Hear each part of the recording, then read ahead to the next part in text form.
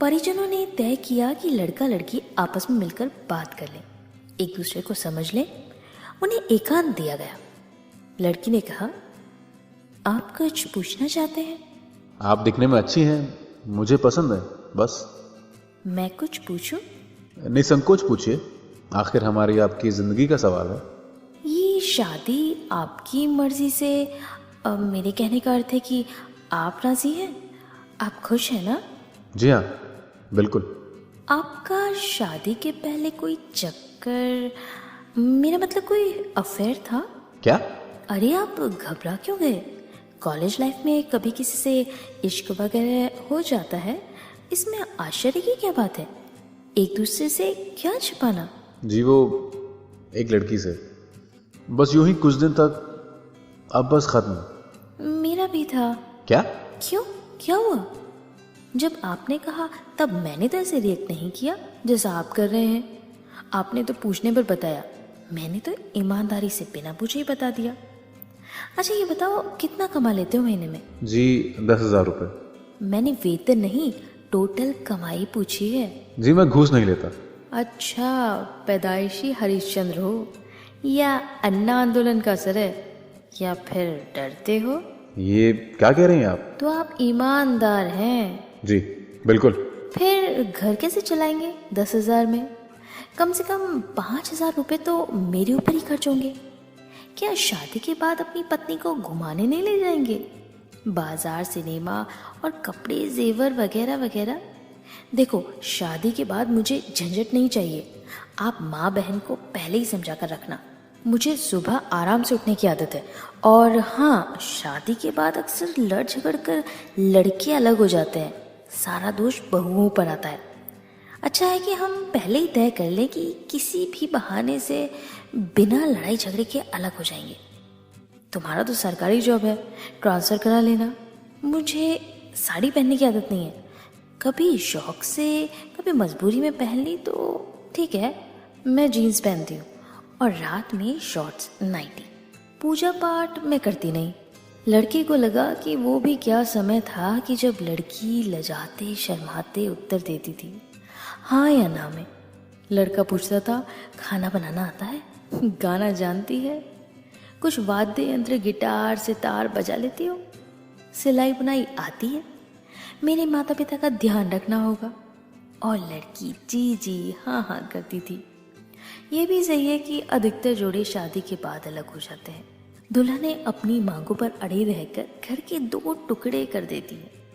ऐसा ना होने पर अपनी मनमर्जी का ओढ़ने पहनने से लेकर खाने में नमक मिर्च कम ज़्यादा होने पर सास बहू की खिचखिच शुरू हो जाती है।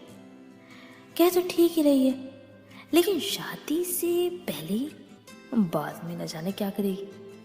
अभी पत्नी बनी नहीं और पहले से ये रंग ढंग।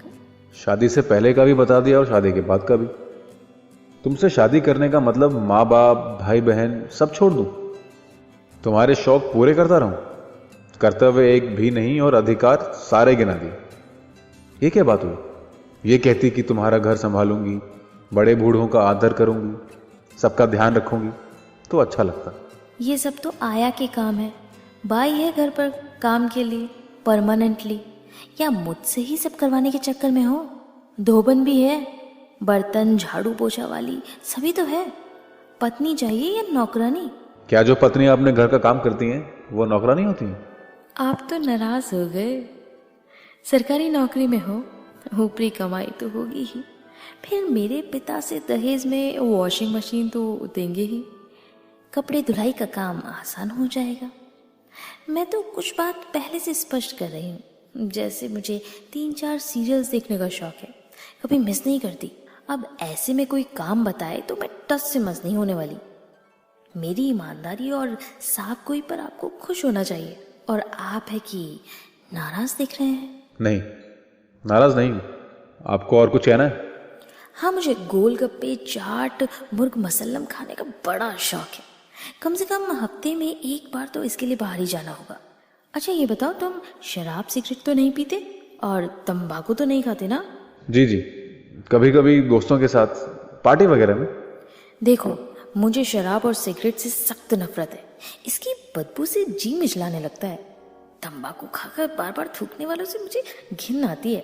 ये सब छोड़नी होगी। पहले सोच लो, तुम्हारे माता पिता को ये सब पहले बताना चाहिए था ना। वे तो कह रहे थे कि लड़का बड़ा शरीफ और सज्जन है, उन्हें झूठ बोलने की क्या जरूरत थी। आप मेरे माता पिता को अभी से झूठा कह रही हैं? आप में शर्म नाम की कोई चीज नहीं है? शराब नशेड़ी तुम, झूठे तुम्हारे माँ बाप। शर्म तुम्हें आनी चाहिए कि मुझे? ये सब मैं सहने वाली नहीं। एक रिपोर्ट करूंगी, पूरे घर के लोग अंदर हो जाओगे। नए जमाने की पढ़ी लिखी लड़की हूं। इससे ज्यादा सुनना लड़के के बस में नहीं था। वो गुस्से से बाहर निकल आया। माँ बाप कुछ पूछते समझते उससे पहले तो उसने कहा, ये शादी नहीं हो सकती, फौरन वापस चलिए। क्या क्या हुआ? क्या हुआ? कहते हुए लड़की के परिवार वाले दौड़े। अपनी लड़की से पूछ लेना। अरे अभागिन, क्या कह दिया तूने? लड़की की माँ ने गुस्से में लड़की से पूछा। इतना अच्छा रिश्ता हाथ से निकल गया। जन्म पत्री भी मिल रही थी। सरकारी नौकरी वाला लड़का मिलता कहाँ है? अरे माँ, अच्छा हुआ बात करवा दी आपने। लड़का एक नंबर का शराबी जुआरी था। किसी लड़की से अफेयर की बात भी कर रहा था। और भी न जाने क्या क्या माँ उसने मुझे बताया। लड़की के माँ बाप ने मान लिया। जब अपनी ही लड़की बताए तो माँ बाप विश्वास क्यों नहीं करेंगे? फिर कौन सी लड़की होगी जो अपनी ही शादी अपने हाथ से तोड़कर अपना भविष्य बर्बाद करेगी? रात में लड़की ने अपने कमरे में जाकर मोबाइल लगाया। हाय जाने मन, कैसे हो? क्या हुआ?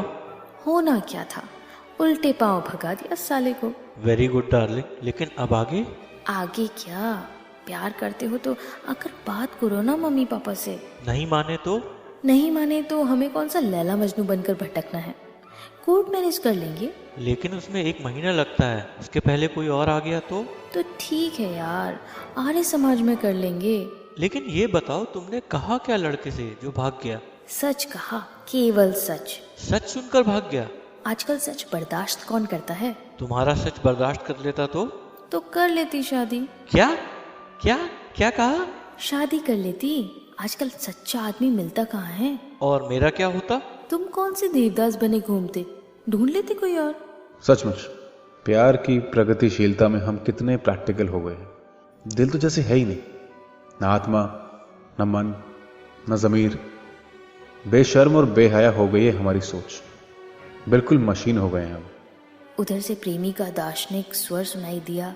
लड़की ने कहा, ओए ज्यादा जज्बात जमीर की बातें मत कर, जल्दी से कंपनी का टारगेट पूरा कर।